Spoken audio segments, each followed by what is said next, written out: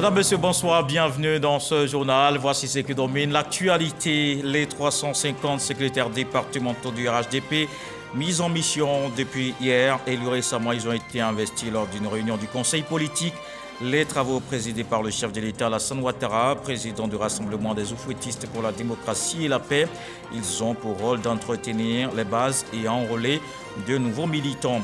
Le vice-président de la République effectue une visite de travail aux États-Unis depuis ce samedi. Tiemoko Meliek-Kone a rencontré le directeur général de la Banque mondiale et celui de la Société financière internationale.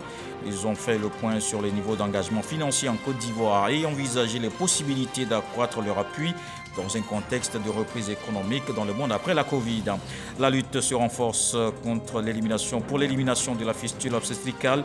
Une conférence Sud-Sud se tient à Abidjan. Ces assises mobilisent 16 pays d'Afrique de l'Ouest et du Centre autour d'un dialogue de haut niveau. La première dame a présidé l'ouverture des travaux. La Côte d'Ivoire doit mobiliser 75 milliards de francs CFA.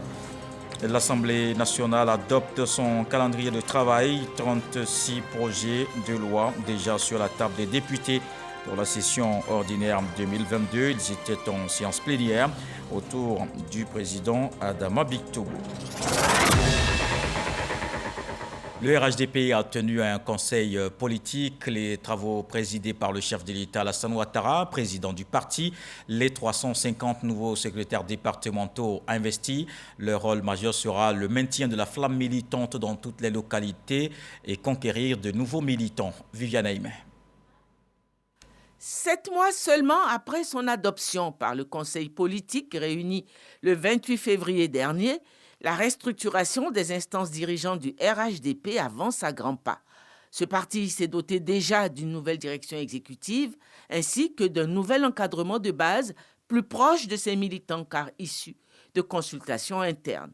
Et c'est d'ailleurs pour investir les 350 secrétaires départementaux élus à l'issue des élections internes du 23 juillet dernier que s'est tenu le conseil politique de ce lundi 12 septembre sous la présidence du président du parti, le président Alassane Ouattara. Chaque secrétaire départemental a reçu sa lettre d'investiture et une feuille de route. Ils ont tous pris l'engagement de travailler assidûment pour la victoire de leur parti aux futures joutes électorales. De même, la nouvelle direction exécutive a assuré de son engagement à réaliser les objectifs assignés à la feuille de route.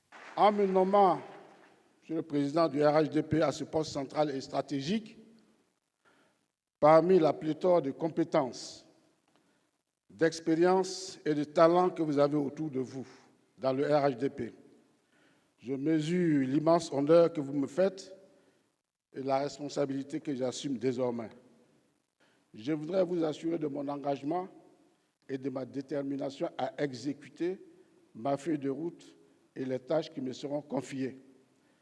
Ma première mission sera de consolider l'esprit de rassemblement qui définit au plus haut point votre philosophie politique. Excellent Monsieur le Président, vous êtes un bâtisseur. C'est désormais un truisme de le dire. Un homme de vision porté vers l'excellence. Dans ce contexte que je viens de décrire et devant le leadership incontesté dont vous faites preuve, mon rôle en qualité de secrétaire exécutif, que dis-je, notre rôle en notre qualité de membre du secrétariat exécutif et du secrétariat national est de traduire avec engagement et détermination vos orientations et votre vision sur le terrain. Nous serons cadres et militants, une force de proposition qui se nourrit de l'expérience du terrain acquise par un militantisme de proximité dans un environnement sociopolitique que vous avez su apaiser. Excellent, Monsieur le Président, nous devons être des cadres et des responsables exemplaires et proches de nos bases, des militants exemplaires à jour et en phase avec les exigences d'animation au quotidien du parti pour entretenir la flamme, même en dehors des périodes électorales. Excellence, Monsieur le Président de la République, permettez-moi d'entrer, de profiter de cet instant solennel du Conseil politique pour vous traduire ma reconnaissance et ma gratitude infinie pour le grand honneur que vous avez bien voulu me faire en me confiant la responsabilité de présider le directoire de notre grand parti, le RHDP.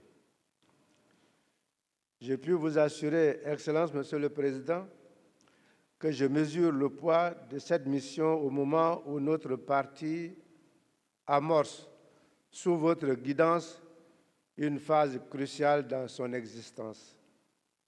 Je suis un soldat à la cause du parti, votre soldat, Excellence, Monsieur le Président de la République, président du RHDP. Mon but ultime est de traduire votre vision en réalité, de me conformer à vos instructions et de parachever la restructuration du parti. Il en est de même pour l'ensemble des membres du directoire. C'est là pour le rayonnement de vos idéaux de rassemblement, de démocratie, de paix et de développement durable de notre grande nation. Le président du parti s'est félicité des acquis déjà obtenus par la restructuration toujours en cours. Il a néanmoins appelé à un nouvel état d'esprit au sein de son parti. Enfin, il a annoncé au Conseil politique le retour de l'UDPCI et son président au RHDP. Je suis heureux, très heureux, de noter que la restructuration de notre parti, lancée ici même le 28 février, est véritablement engagée. Merci à chacune et à chacun de vous. Le secrétariat exécutif a été très actif et je tiens à féliciter chaleureusement Adama Bictogo pour l'excellent travail qu'il a fait. Notre parti vient de s'enrichir d'un nouvel organe, conformément aux décisions arrêtées à l'issue du dernier conseil politique. Il s'agit bien évidemment des nouveaux secrétaires départementaux du parti élus le 23 juillet 2022. Bravo, bravo, bravo, bravo, parce que l'élection des secrétaires départementaux n'était pas une chose facile, mais je tenais à le faire. Parce que quand on parle de démocratie, il faut aller à la base. Démocratie veut dire le choix et le vote de chacun des militants. Et c'est ce que vous avez fait. Et je dois dire que j'attends que les autres partis fassent de même. On les attend. Nous devons nous féliciter d'avoir réussi ce pari. C'était un défi. Et je voudrais bien évidemment féliciter Cissé Bakongo, que nous venons de désigner comme secrétaire exécutif en remplacement d'Adama Bictogo. Et je sais qu'avec lui également, le parti sera en de très bonnes mains. Mesdames et messieurs les secrétaires départementaux, je voudrais maintenant m'adresser à vous. Je voudrais, au nom de la direction du RHDP, vous féliciter pour votre brillante élection et dire que le RHDP compte sur vous, sur chacune et chacun d'entre vous. La feuille de route qui vous a été remise tout à l'heure montre que votre responsabilité est grande parce qu'elle est issue de la base. Le parti, c'est le terrain. Je tiens à le dire. Vous avez la charge de poursuivre l'impérieux travail d'implantation du parti sur le terrain. Il vous faudra cibler les militants du RHDP et continuer d'élargir la base du parti par une stratégie offensive d'adhésion. Nous comptons sur chacune et chacun d'entre vous, mesdames et messieurs les secrétaires départementaux, pour promouvoir à la base les idéaux du parti, des idéaux de tolérance, d'union, de rassemblement, mais aussi, je dirais, de générosité, de solidarité partagée et d'ouverture. Voyez-vous, par le passé, de nombreux militants se sont plaints que les cadres n'étaient pas généreux. Oui, les élus n'étaient pas généreux, que les ministres n'étaient pas généreux, les présidents d'institutions n'étaient pas généreux, mais que le président était généreux. Alors donc, je vous demande d'être généreux. Vraiment, j'en appelle à votre générosité. Je veillerai aussi à ce que nous puissions soutenir les secrétaires départementaux. Oui, nous allons vous soutenir et chaque fois que cela sera nécessaire. Pour ceux qui n'ont pas d'emploi actuellement, Monsieur le secrétaire exécutif, je vous demande de veiller particulièrement à leur apporter un soutien dans l'exercice de leurs responsabilités. Mesdames et Messieurs les membres du Conseil politique, mon jeune frère Albert Mabry-Touakeus et l'UDPCI ont décidé de revenir au RHDP. Je vous demande de l'accueillir et de le féliciter d'avoir pris cette décision. Ce que je veux, c'est de bâtir le plus grand parti qui existe en Côte d'Ivoire depuis la dissolution du parti unique. Il faut que notre parti soit véritablement un parti unifié, soit un parti de rassemblement qui va du nord au sud, de l'est à l'ouest, qui comprend le centre, qui ne fait aucune discrimination et qui rassemble tous les Ivoiriens de toutes les confessions, de toutes les régions et qui se projette sur le futur. La restructuration lancée, le RHDP apparaît désormais plus uni et plus déterminé que jamais. Au terme de ce conseil politique, secrétaires départementaux et autres cadres du RHDP se sont prononcés au micro de nos reporters. Je vous propose quelques réactions. Il faut maintenant changer de technique parce que les opposants sont là. Il faut maintenant changer, avoir les statistiques et puis cette fois-ci faire une proximité positive. Il faut qu'on leur apporte le développement. C'est dans le développement qu'on fait la différence des voix. Pour cette Côte d'Ivoire qui se développe sous la houlette du président de la République, Alassane Ouattara, il est notre devoir de faire tout pour que d'abord le pays soit réconcilié, pour que le pays avance et partout dans la Côte d'Ivoire. Nous allons investir le terrain à l'effet du toucher du doigt les réalités de nos militants.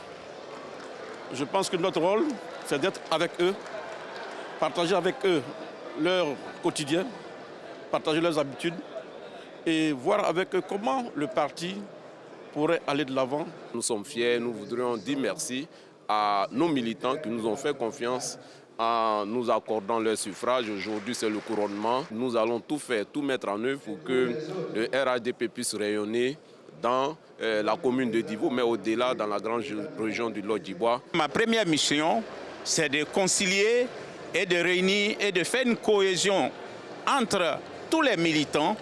Nous allons encore recruter dans notre département des nouvelles personnes qui doivent adhérer à la politique du président de la République qui passe par le RHDP. Quand le président de la République lui-même, président de notre parti, se déplace pour venir vous investir, vous vous sentez en situation de responsabilité. Et je voudrais donc rassurer les uns et les autres que là où nous sommes au plateau, nous allons nous battre pour faire honneur au président de la République. Nous allons nous mettre au travail pour permettre au parti de rester le premier parti de la Côte d'Ivoire. Et ça, pour les secrétaires départementaux que nous sommes, nous devons tous comprendre que c'est une haute responsabilité que nous avons et nous allons travailler pour honorer les engagements pris devant le président de la République. Je peux vous rassurer que dès cet instant, nous allons nous mettre en ordre de bataille pour la victoire du RHDP et le bonheur du peuple ivoirien. Nous avons écouté religieusement le président du parti qui nous a instruit, qui nous a donné une feuille de route très claire qui consiste à travailler sur le terrain, à consolider les acquis du RHDP et à créer les conditions de développement de la Côte d'Ivoire nouvelle. Autre chose dans l'actualité ce soir, le vice-président de la République en visite de travail aux États-Unis depuis ce samedi. Timo Kourmédié-Kone a entamé les rencontres à Bretton Woods. Ce lundi, il a échangé avec le directeur général de la Banque mondiale et celui de la Société financière internationale. Ils ont parlé surtout des possibilités d'accroître leur appui à la Côte d'Ivoire. Notre envoyé spécial à Washington, Michel Digré. Le vice-président de la République de Côte d'Ivoire au siège de la Banque mondiale à Washington. En face de la délégation ivoirienne, quelques responsables de la banque, par visioconférence, le directeur général de l'institution a tenu à participer aux échanges pour montrer son attachement à la Côte d'Ivoire, mais surtout traduire l'intérêt que porte la Banque mondiale au pays. Nous espérons que la Côte d'Ivoire peut continuer son leadership en Afrique et en particulier en Afrique de l'Ouest. Et nous espérons comment on peut vraiment avancer, qu'on peut ensemble identifier un certain nombre de projets qui peuvent être transformatifs pour votre pays. La Banque mondiale entend accorder sur les 3 années à venir des crédits et des dons aux pays africains à hauteur de 65 milliards de dollars. Son directeur général souhaite que la Côte d'Ivoire bénéficie pleinement de ces financements. Après cette séance de travail, le vice-président a rencontré le directeur général de la Société financière internationale qui a annoncé que la SFI va intensifier ses interventions en Côte d'Ivoire dans plusieurs secteurs. Dans les secteurs, bien sûr, la Côte d'Ivoire a un avantage comparatif, l'agriculture, mais également le secteur manufacturier, la petite entreprise, la PME. Nous avons discuté d'augmenter nos investissements dans le secteur agricole. Nous avons parlé d'augmenter nos investissements dans le secteur du logement. Nous avons parlé d'une augmentation de nos investissements dans le secteur manufacturier pour pouvoir créer justement cette chaîne d'entreprises, de petites et moyennes entreprises qui sont créateurs d'emplois. Le vice-président a indiqué clairement que la priorité du gouvernement ivoirien était la création d'emplois, la résilience de l'économie et surtout de s'assurer que malgré cette crise, on continue à avoir une trajectoire de croissance en Côte d'Ivoire au niveau qui est celui désiré par les populations et par le gouvernement ivoirien. À ce jour, les engagements de la SFI en Côte d'Ivoire s'élèvent à 1 milliard de dollars. La délégation conduite par le vice-président aura également une séance de travail avec la directrice générale du Fonds monétaire international. Et puisqu'on parle de mobilisation de ressources, le pays en aura besoin pour faire face à la lutte contre la fistule obstétricale. Rien qu'en Côte d'Ivoire, les besoins d'investissement pour éradiquer ce mal d'ici à 2030 s'élèvent à environ 75 milliards de francs CFA. La Première Dame a présidé ce mardi l'ouverture des travaux de la conférence Sud-Sud pour l'élimination de ce mal. Ces assises mobilisent 16 pays d'Afrique de l'Ouest et du Centre. Dans un appel pressant, Dominique Ouattara exhorte les partenaires à aider les États africains. Mahama Traoré.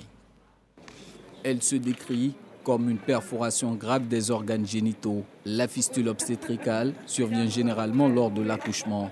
Environ 2 millions de femmes en souffrent à travers le monde, dont plus de la moitié en Afrique. Les pays d'Afrique de l'Ouest et du Centre n'y échappent pas, d'où ce dialogue de haut niveau tenu ce mardi à Abidjan à l'initiative du Fonds des Nations Unies pour la population, UNFPA, en vue de mutualiser les efforts face à cet ennemi commun. L'initiative est soutenue par la Première Dame de Côte d'Ivoire, Dominique Ouattara. Nous pouvons et nous devons l'éliminer pour renforcer et restaurer la dignité des millions de femmes, les insérer dans la société pour qu'elles réussissent à retrouver leur dignité et tous les droits dont elles devraient jouir. 16 pays prennent part à ces travaux. Tous ambitionnent d'éliminer la fistule obstétricale en 2030 avec une stratégie intégrant prévention, prise en charge chirurgicale, implication des communautés et réinsertion socio-économique des femmes guéries. La Côte d'Ivoire, elle, connaît des progrès notables dans cette lutte. Le taux de prévalence pour les femmes en âge de procréer est passé de 2,5% en 2012 à 1% en 2021. Reste le défi d'investir environ 75 milliards de francs CFA pour éradiquer cette pathologie.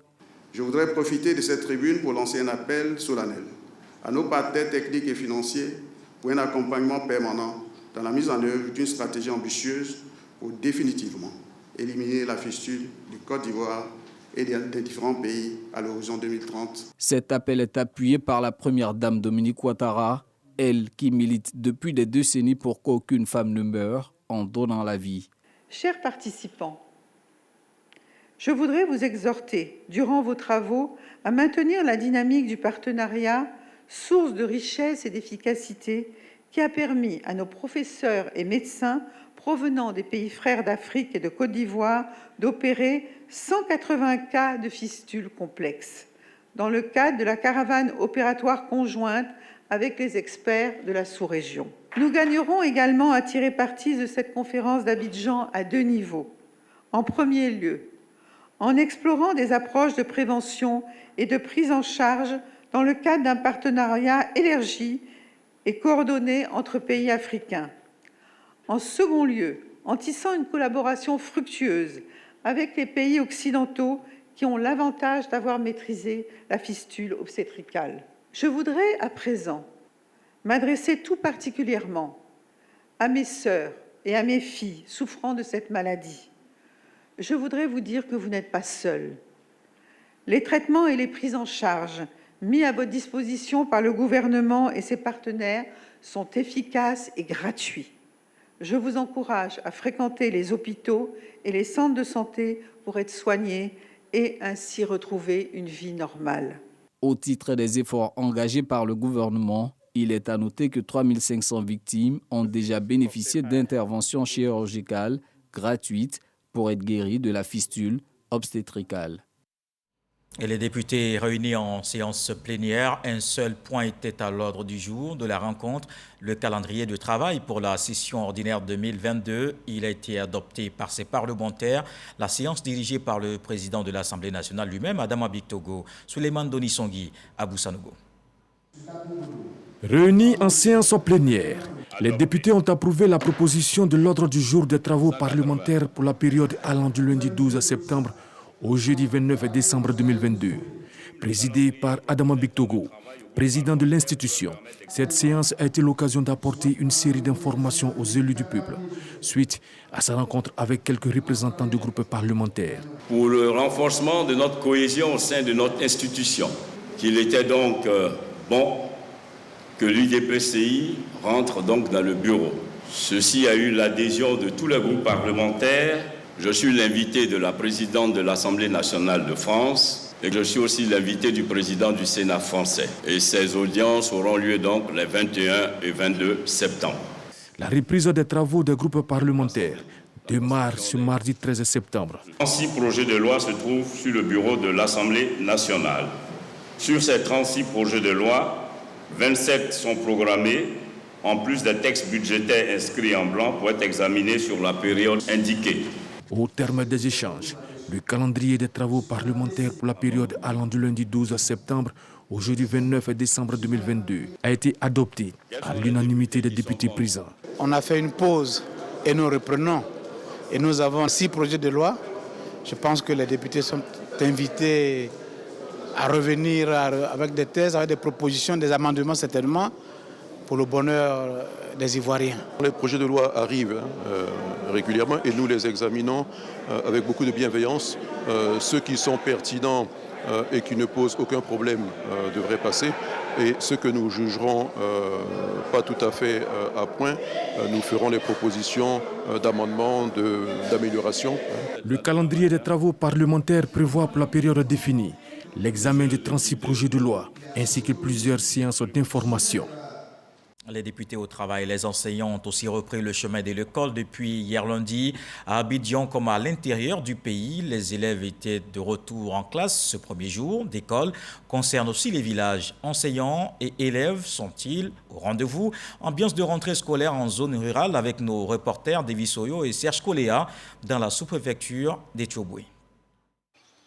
Premier jour de classe à Étioboué, sous-préfecture du département d'Adiaké. Les tenues scolaires font peau neuve. Charlotte prépare son fils Uriel, 5 ans. C'est son premier jour, maintenant il va au CP. Donc je l'accompagne avec mes nièces à l'école. Le petit Uriel fait ses grands débuts à l'école primaire publique d'Étioboué A. Aux côtés de sa mère, il est présenté au directeur. Pour les petits élèves de CP1, il faut dire que depuis nous attendons, nous accueillons au portail, nous accompagnons dans les classes et nous leur montrons les tablettes place en classe. Et donc nous leur disons que l'école c'est comme à la maison, que nous sommes là pour les accompagner. Il est 7h30 ce lundi, l'engouement n'est pas encore au rendez-vous. C'est toujours comme ça pour les premiers jours de classe. La rentrée, elle se fait mais timidement. Jusqu'en fin de semaine, je crois que tous les élèves seront présents en classe. À l'EPP Étioboué B, les écoliers sont plutôt occupés au toilettage de l'établissement.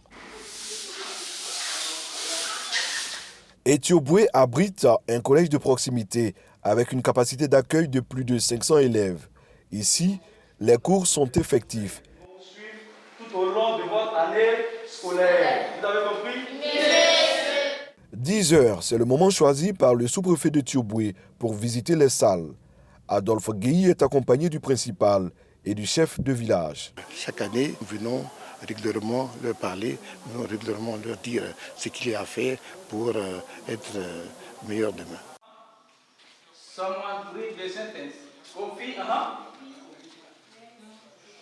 Kofi, Dans la classe de 4e, l'enseignant Marcelin dispense son cours d'anglais. Ce matin, on commence les révisions, on a mis temps 6. Temps 6, ce sont les temps. Bon, comme il y a plusieurs types de temps, on va commencer avec les temps présents. Donc après le temps présent, on va voir les temps passés et si possible le futur et le conditionnel. On va prendre peut-être 1 semaine ou 2 semaines de révision et à la 3e semaine, on va commencer avec le programme proprement dit. Le cours est animé. Sarah et ses camarades sont heureux de retrouver cet environnement. Ça m'a manqué. Je n'ai pas venu à l'école pendant 3 mois. C'était beaucoup. L'école me fait du bien. Quand je suis en vacances, je me sens un peu triste parce que l'école me manque. À Etioboué, l'école a bel et bien démarré. Les enseignants sont à leur poste. L'ambiance des jours de classe est également au rendez-vous. Et le district autonome du Bassa-Sandra se donne les moyens pour amorcer son développement. Plusieurs projets dont les études de faisabilité sont annoncées. En attendant leur réalisation, des données doivent être collectées sur le terrain. On voit le lancement de la collecte avec notre reporter Sam Kona. Le district autonome du Bassa-Sandra se prépare pour lancer 10 grands projets de développement.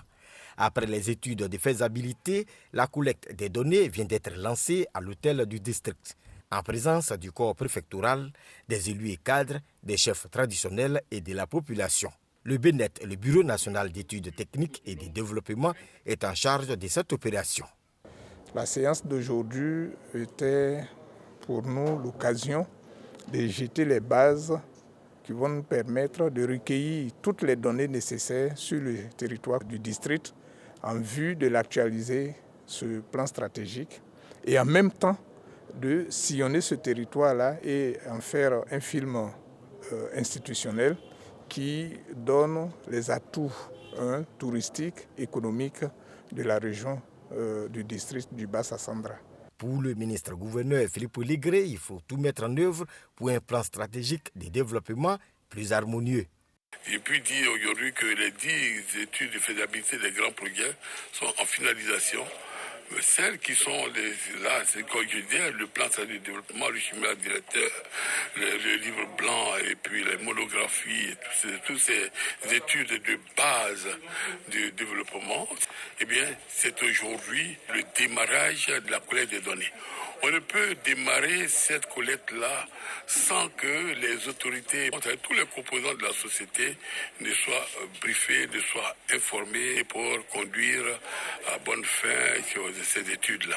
Après la collecte des données, des séances de travail vont avoir lieu dans les mois à venir à travers les 3 régions qui composent le district afin de faire par la suite la synthèse et élaborer un livre blanc du district autonome du Bassa-Sandra. Je vous conduis à présent dans la tribu d'Agodou, dans la sous-préfecture de Lakota.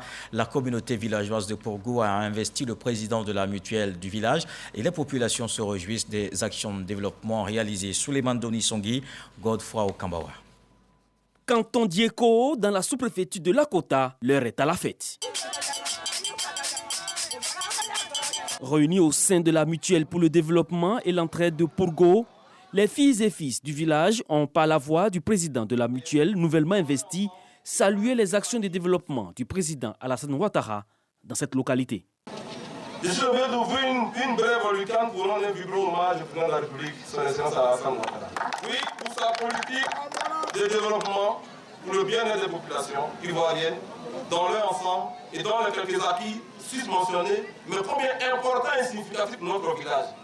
La marraine et l'invité spécial pour cette occasion, Claude Saï, ont appelé à l'Union des cadres de Pourgou afin de faire bénéficier la localité de plus d'ouvrages de développement. Le président Alassane Ouattara est arrivé à faire ce que j'appelle le mariage de la parole, donc du verbe et de la main. Quand Ado dit parole, Ado fait. Pourgou était dans la souffrance. C'est lorsque le président Alassane Ouattara a pris le pouvoir que vous avez eu la toute première école. Satisfait de la construction d'une école primaire de 6 classes, d'un jardin d'enfants, de la pompe à motricité humaine, ainsi qu'un château de type hydraulique villageoise amélioré, construit et déjà livré, les autorités ont posé la première pierre d'un centre de santé, le premier du genre. Et pour terminer, à ne surtout pas rater, à suivre tout de suite après le journal, précisément à 20h50, une émission spéciale, invité Christian Ago-Kodia, directeur général de l'ONESI, thème identification et état civil, quelle politique en Côte d'Ivoire. Présentation Eliane Hervaux, réalisation Awa Sawadogo Touré. Ce journal est terminé. Merci de l'avoir suivi. Retour de l'actualité 23h. Ce soir, le sage nous apprend qu'il faut toujours attendre que la nuit tombe avant de dire que le jour a été beau. Dieu le voulant, on se retrouve demain.